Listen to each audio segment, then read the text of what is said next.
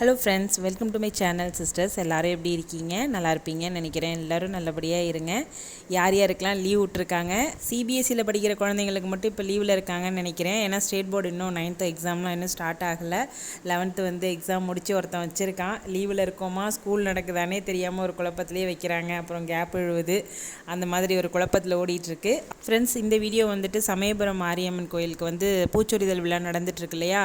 அம்மாவுக்கு வந்துட்டு 3வது வாரமும் 4வது வாரமும் நம்ம வீட்டில் பூ போட்டது அந்த தான் வந்து வீடியோவாக எடுத்திருக்கேன். இது வந்து 3வது வாரம் எடுத்த வீடியோ. இது அம்மா விரதம் இருக்க நாட்களில் இந்த மாதிரி சாதம்லாம் வச்சு சாமி கும்பிட மாட்டோம் இல்லைங்களா? நான் நீர்மோர் தான் அன்றைக்கி வந்து வச்சு சாமி கும்பிட்றதுக்கு ரெடி பண்ணி வச்சுருந்தேன். இது வீட்டில் உள்ளவங்களுக்கு சாப்பிட்றதுக்காக. நாங்கள் 3வது வாரம் வந்து சமயபுரம் போயிட்டு அம்மாவை கண்குளிர வந்து பார்த்து ரசிச்சுட்டு வந்தேன். ஆனந்த கண்ணீரை என்னால் நிறுத்தவே முடியல. அவங்கள பார்க்குறப்ப அவ்வளோ ஒரு சந்தோஷமாக இருந்தது. எத்தனை பேர் சமயபுரம் கோயிலுக்கு போனீங்க, அம்மாவை பார்த்தீங்க அப்படின்னு சொல்லிட்டு எனக்கு கமெண்ட் செக்ஷனில் சொல்லுங்கள். இன்னும் ஒரு வாரம் பூ இருக்குன்னு நினைக்கிறேன். முடியாதவங்க கண்டிப்பாக அடுத்த வாரம் போகிறதுக்கு முயற்சி பண்ணுங்கள். அம்மாவை ரொம்ப கிட்டக்க பார்க்குற ஒரு சந்தர்ப்பம் வந்து எனக்கு கிடச்சிது. அம்மாவுக்கு ரொம்ப ரொம்ப ரொம்ப ரொம்ப நன்றி. அவங்க கருணைக்கு வந்து அளவே இல்லை.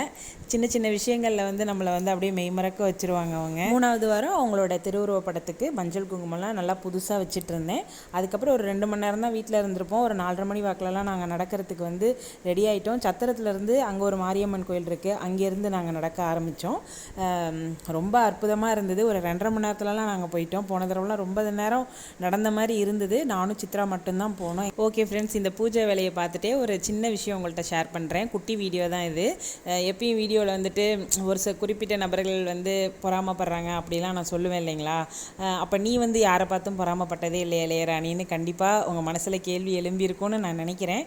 நான் சொல்கிறேன். நான் ஒரு 2 விஷயத்துக்கு ரொம்ப வாழ்க்கையில் வந்து பொறாமப்பட்டிருக்கேன். என்ன அப்படின்னா, ஒன்று வந்து 2.5 வருஷம் குழந்தை இல்லாதப்ப குழந்தை இருக்கிறவங்கள பார்த்து எனக்கு அது ஒரு மாதிரியான ஒரு ஃபீல் வந்துகிட்டே இருக்கும். அந்த கொடி கம்பத்தில் அந்த கொடியில் வந்துட்டு குட்டி குட்டி ட்ரெஸ்ஸாக காயப்பட்டிருப்பாங்க. நான் கல்யாணம் ஆகி கேகே நகர் போகிறப்ப என்னோடய பேட்ச் தான் எல்லாருமே புதுசாக கட்டி அப்போ தான் வந்து ஓப்பன் பண்ணியிருந்தாங்க. அந்த பில்டிங்கில் பார்த்தீங்கன்னா எல்லாம் புதுமண தம்பதிகள் தான். ஒன்று ப்ரெக்னெண்ட்டாக இருப்பாங்க, இல்லை குழந்தை வச்சுருப்பாங்க, இல்லை அங்கொன்று இங்கொன்றுமா பெரிய ஏட்டையாலாம் இருப்பாங்க. ஒரு பில்டிங்க்கும் ஒரு பெரிய ஏட்டையாக இருப்பாங்க பார்த்துக்கோங்க. அந்த குட்டி குட்டி துணியெல்லாம் பார்த்தா எனக்கு அவ்வளோ ஆசையாக இருக்கும். ராதிகான்னு என்னோடய ஃப்ரெண்டு, அவங்க வீட்டில் இப்போ ஹரிஷை வந்து குழந்தையாக இருந்தான். நான் ஏற்கனவே வீடியோவில் சொல்லியிருக்கேன்னு நினைக்கிறேன். அவனெல்லாம் பார்க்க எனக்கு ஆசையாக இருக்கும். அவனை தூக்கிட்டு வந்து எங்கள் வீட்டிலே தான் வச்சுக்குவேன். அந்த பொண்ணு விட்டுருவாப்பில், அவங்க பிராமின், ஆனால் சாப்பிட மட்டும் எதுவும் கொடுத்துறாத அப்படின்னு சொல்லிட்டு எச்சரிக்கை மணி மட்டும் கொடுத்துட்டு அனுப்பிச்சி விட்ருவாங்க. வீட்டில் அப்படியே கொண்டாந்து ஒரு குண்டா நிறையா பொம்மை அப்படியே கொட்டு விட்டேன்னா அவன் பாட்டில் விளையாடுவான். உட்காந்து ரசித்து பார்ப்பேன் அவனை. அவன் இப்போ காலேஜ் 3rd இயர் படிச்சுட்டு இருக்கான். ஒரு நாள் வீடியோவில் நான் அவனை உங்களுக்கு காட்டுறேன். 2வதாக என்ன விஷயம் அப்படின்னு சொல்லி கேட்டிங்கன்னா, அம்மாவை யாராவது உரிமை கொண்டாடினா எனக்கு கொஞ்சம் கோபம் கலந்த ஒரு பொறாமை வரும். எனக்கு வந்து கல்யாணம் ஆனதுக்கு அப்புறம் தான் நான் வந்து அம்மாவை என்னோட இஷ்ட தெய்வமாக எடுத்துக்கிட்டேன். நானாகவே விரும்பி என் மனசில் தோணி நான் எடுத்துக்கிட்ட தெய்வம் வந்து என் அம்மா. அதுக்கு முன்னாடி எப்படி சொல்கிறது, பரம்பரையாக வந்து மகமாயை கும்பிட்றவங்கலாம் இருக்கிறாங்க. அவங்களுக்கு முன்னாடி நான்லாம் ஒன்றுமே கிடையாது. இருந்தாலும் ரொம்ப சீனியர் கூட சொன்னால் கூட எனக்கு வந்து போங்க, இது என்னோட அம்மா, எனக்கு தான் வந்து முதல் முன்னுரிமை உண்டு. அதாவது வரங்கள் வாங்குறதுலேயும் அப்படிலாம் கிடையாது. அம்மா என்னோட அம்மா, அதுக்கப்புறம் தான் நீங்கள் எல்லாம் அவங்க குழந்தைங்க அப்படின்னு சொல்லிட்டு எனக்கு சொல்ல தோணும். நம்ம சேனல்லையே நிறைய பேர் வந்து அம்மாவை இஷ்ட தெய்வமாக எடுத்து வணங்குறவங்கன்னு எனக்கு தெரியும். யாரும் என்கிட்ட சண்டைக்கு வராதிங்க. இந்த விஷயத்தை உங்கள்கிட்ட சும்மா ஷேர் பண்ணணும்னு தோணுச்சு.